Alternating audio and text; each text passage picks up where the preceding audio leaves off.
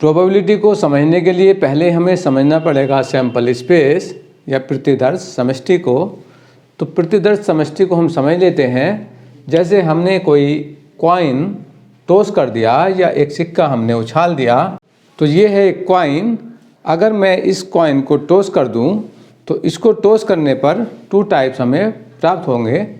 एक टाइप है हेड और दूसरा है इसमें टेल। तो टॉस करने के बाद कॉइन गिर जाता है 2 तरह से। एक टाइप उसका हो सकता है हेड और दूसरा टाइप उसका हो सकता है टेल। तो हेड को हम लिखेंगे H और टेल को लिखेंगे T। तो यहाँ पर हमें 2 तरह के रिजल्ट्स मिल जाते हैं, H एंड T। और अगर हम इसको एक सेट में डिनोट कर दें तो उसको हम लिख सकते हैं S।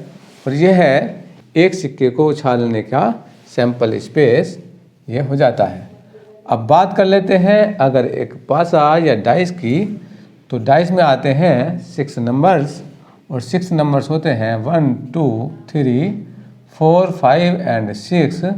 और अगर इनको हम सेट बना दें या सेट में रख दें तो ये कहलाएगा एक डाइस का सैंपल स्पेस।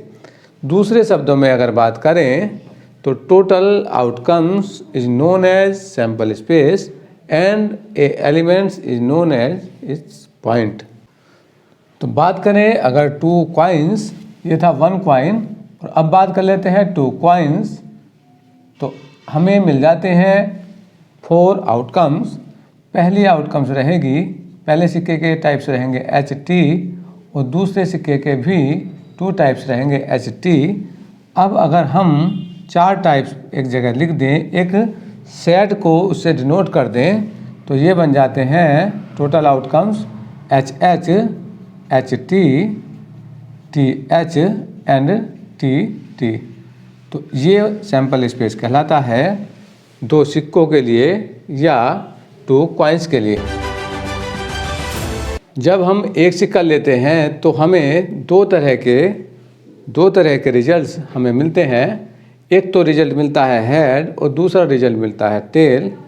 अब हेड एंड टेल जो 2 टाइप्स हैं, 2 रिजल्ट्स हैं, उनको हम एक सेट से डिनोट कर देते हैं। तो यह कहलाता है एक सिक्के के लिए सैंपल स्पेस।